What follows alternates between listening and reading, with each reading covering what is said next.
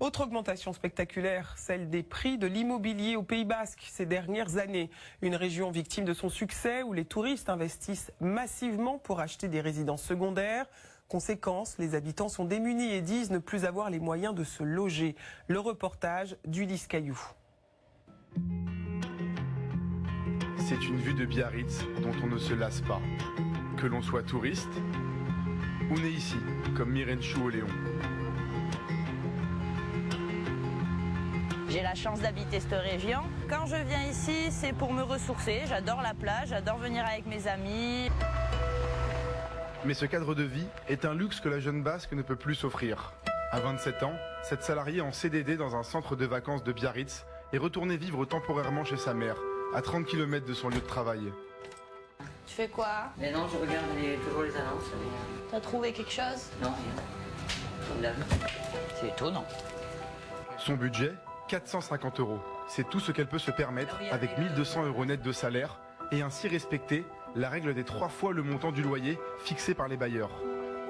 Bah voilà, le premier qui est très parlant, un studio, une pièce, 18 mètres carrés, 550 €. 550 €, c'est le prix moyen des loyers au Pays Basque. Là, c'est une annonce de location d'appartement, une pièce, 16 mètres carrés à Biarritz, 580 € par mois. C'est cher. 16 mètres carrés, presque 600 €. Bon, ça va, c'est un bon prorata. Ça va. C'est cher. Mais bien sûr que c'est cher. Et pour un logement social, il faut compter au moins 2 ans, alors que 70% des foyers basques y ont droit. Myrène Chou, elle, n'attendra pas. Elle part vivre à Tarbes en octobre, à 2 heures de route. Chaque année, 2700 nouveaux habitants s'installent au Pays Basque. La crise sanitaire et le développement du télétravail ont accéléré la demande avec l'arrivée massive d'une population aisée.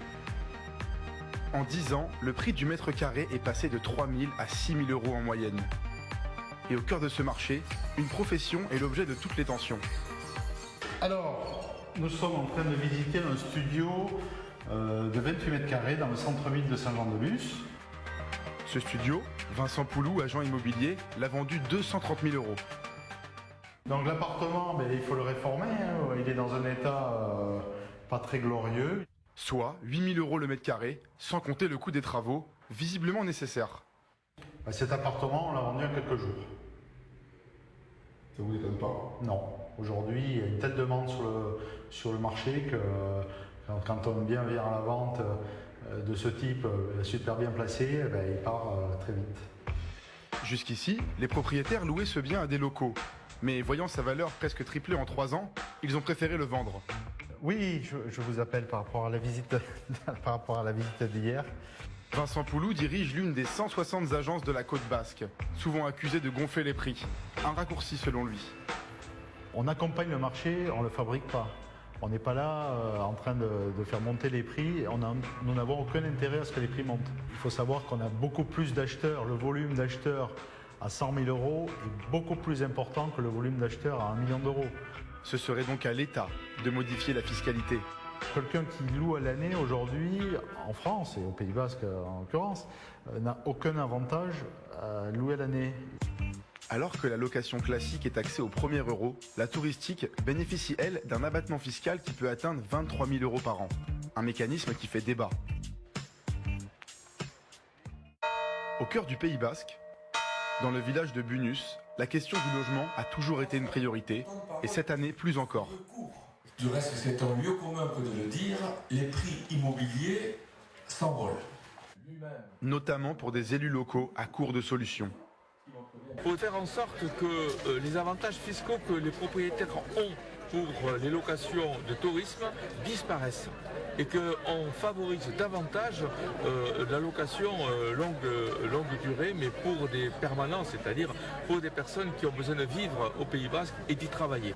L'intervention de la ministre du Logement Emmanuelle Wargon était attendue. Et il est temps, je crois, maintenant de se demander comment est-ce qu'on veut habiter la France d'aujourd'hui, la France de demain. Mais ces réponses sur ce sujet brûlant sont restées évasives. On a besoin de redonner des perspectives au logement des classes moyennes et des gens qui travaillent et qui habitent et qui ont juste envie de trouver le bon endroit pour habiter pas loin de là où ils vivent. Retour sur la côte à Bidart, commune prisée du bord de mer. Face à l'urgence, certains, comme Imed Robana, ont décidé de ne pas attendre. En seulement 6 mois, son organisme foncier solidaire a permis de faire pousser cet immeuble.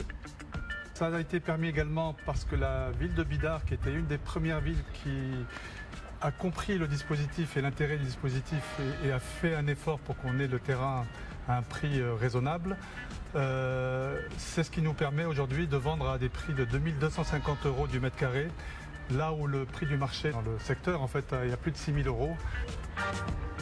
Ici, l'office est propriétaire du terrain et l'acheteur détient uniquement les murs. Résultat, des biens immobiliers entre 50 et 60% moins chers.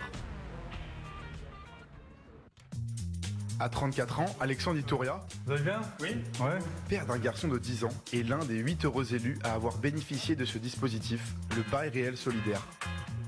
Alors cet appartement avec 3 chambres, je l'ai payé 179 000 €. Normalement, je pense que ça voisine les 350 000. Il a été choisi sur des critères de revenus et d'origine. Pour se loger à Bidart maintenant, ça devient très compliqué. Donc étant seul avec un enfant, dans tous les cas, c'était la seule solution pour être propriétaire ici. Donc moi, je le prends comme une opportunité énorme pour être lancé dans la vie. Ouais. Une dizaine d'autres immeubles devraient voir le jour dans les prochains mois. Encore trop peu pour compenser l'augmentation constante du parc locatif saisonnier, en hausse de 30% en 3 ans, laissant des appartements vides, au volet fermé le reste de l'année.